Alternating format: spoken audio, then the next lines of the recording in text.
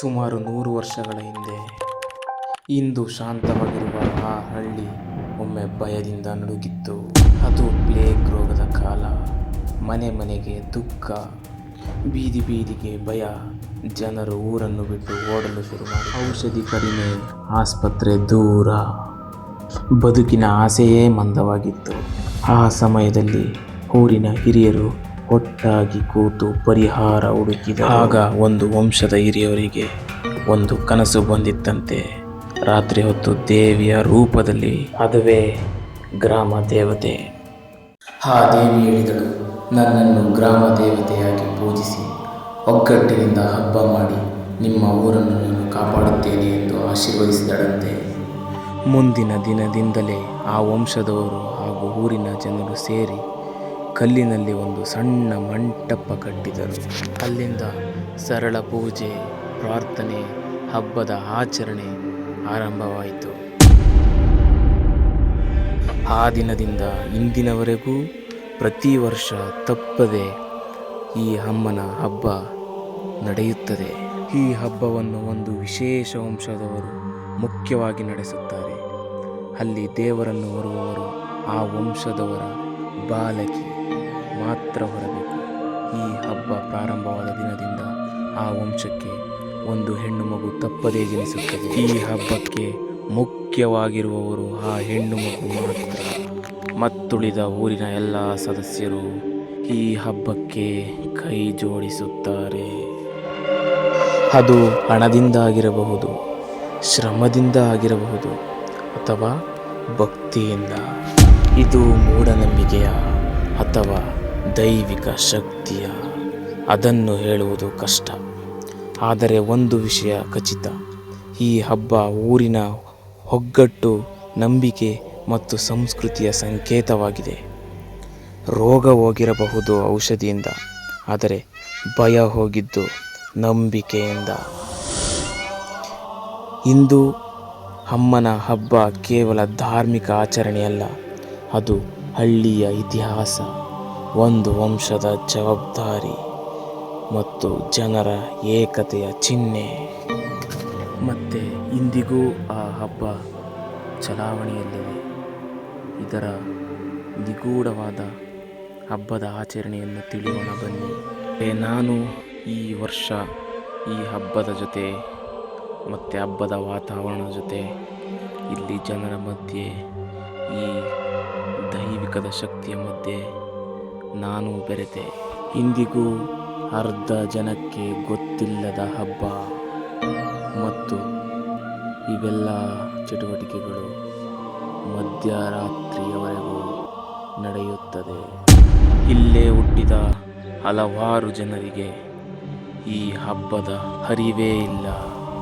ಮೊದಲಿಗೆ ಒಂದು ವಿಶೇಷ ವಂಶದ ಹೆಣ್ಣು ಮಗುವಿಗೆ ದೇವರನ್ನು ಹೊರಿಸಿ, ಆ ದೇವರನ್ನು ಊರಿನ ಗುಡಿಯ ತನಕ ಮೆರವಣಿಗೆ ಮಾಡುತ್ತಾರೆ. ಮೆರವಣಿಗೆಯ ಸಂದರ್ಭದಲ್ಲಿ ಇಡೀ ಊರಿನ ಜನ ಇರುವುದಿಲ್ಲ, ಕೇವಲ ಒಂದಿಷ್ಟು ಜನ ಮಾತ್ರವಿರುತ್ತಾರೆ. ಏಕೆಂದರೆ ಇದು ಕೆಲವೊಂದಿಷ್ಟು ಜನರಿಗೆ ಮಾತ್ರ ತಿಳಿದ ಹಬ್ಬ, ಅರ್ಧ ಊರಿಗೆ ತಿಳಿಯದ ಹಬ್ಬ ಮತ್ತು ರೋಗವನ್ನು ಹೋಗಲಾಡಿಸುವ ಹಬ್ಬ. ಪ್ಲೇಗ್ ಎಂಬ ಮಹಾಮಾರಿಯನ್ನು ಓಡಿಸಿದ ಹಬ್ಬ, ಹಲವಾರು ಜನರಿಗೆ ಭಯ ಬೀಳಿಸಿದ ಹಬ್ಬ. ಹೀಗೆ ಹಲವು ವಿಷಯಗಳನ್ನು ಒಳಗೊಂಡಿರುವ ಹಬ್ಬ. ಈ ಟೆಕ್ನಾಲಜಿಯ ಯುಗದಲ್ಲಿ ಈ ಹಬ್ಬವನ್ನು ಹೇಗೆ ಮಾಡುತ್ತಾರೆ ಎಂದು ತಿಳಿಯೋಣ ಬನ್ನಿ.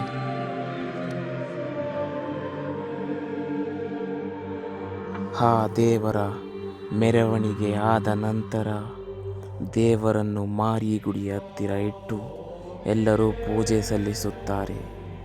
ಪೂಜೆ ಸಲ್ಲಿಸಿದ ನಂತರ ಆ ದೇವರನ್ನು ಹೊತ್ತು ಸುಮಾರು ಮೈಲಿ ಕಾಲ್ನಡಿಗೆಯಲ್ಲೇ ನಡೆಯಬೇಕು. ಅದು ಎಲ್ಲಿಗೆಂದರೆ ಒಂದು ಚಿಕ್ಕ ಕಲ್ಲಿನ ಮಂದಿರಕ್ಕೆ. ಇದು ಸುಮಾರು ವರ್ಷಗಳ ಹಳೆಯ ಮಂದಿರ.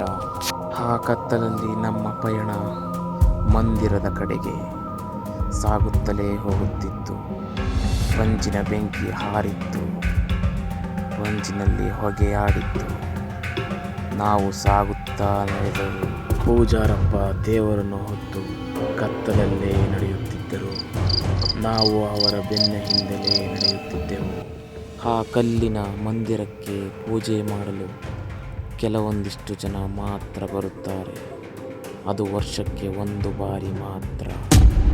ಈ ವರ್ಷ ನಾನು ನನ್ನ ಗೆಳೆಯ ಇಬ್ಬರೂ ಬಂದಿದ್ದೇವೆ.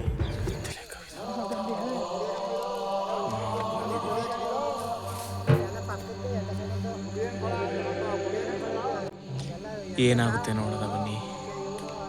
ಇಲ್ಲಿ ಏನು ಮಾಡ್ತಾರೆ ನನಗೂ ಕ್ಯೂರಿಯಾಸಿಟಿ ಇದೆ. ತಡರಾತ್ರಿಲಿ ಗರಿ ಕಡಿಯೋಣ ಅಂತ ಬಂದಿದ್ದೀವಿ. ಗರಿ ಕತ್ಲೆ ಗುಂಗಿ ಅಂತ ಇದೆ, ತೋಟ, ಗರಿ ಕಡಿಬೇಕು.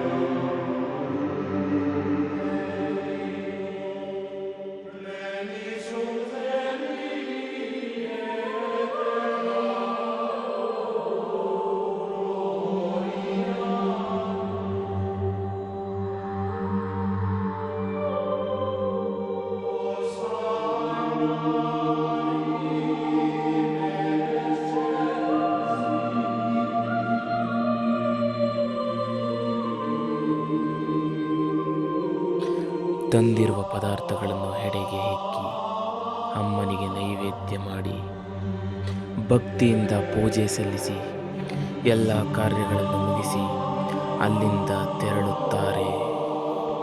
ಮತ್ತೆ ಆ ಪ್ರಸಾದ ಬೆಳಿಗ್ಗೆಯಷ್ಟರಲ್ಲಿ ಒಂದು ಹಗಳು ಕೂಡ ಇರುವುದಿಲ್ಲ. ಇಲ್ಲಿ ಕಂಡ ಸತ್ಯವೇನೆಂದರೆ ಜನರ ನಂಬಿಕೆ, ಧೈರ್ಯ, ಒಗ್ಗಟ್ಟು, ಇದೇ ಜನರ ಬಲ.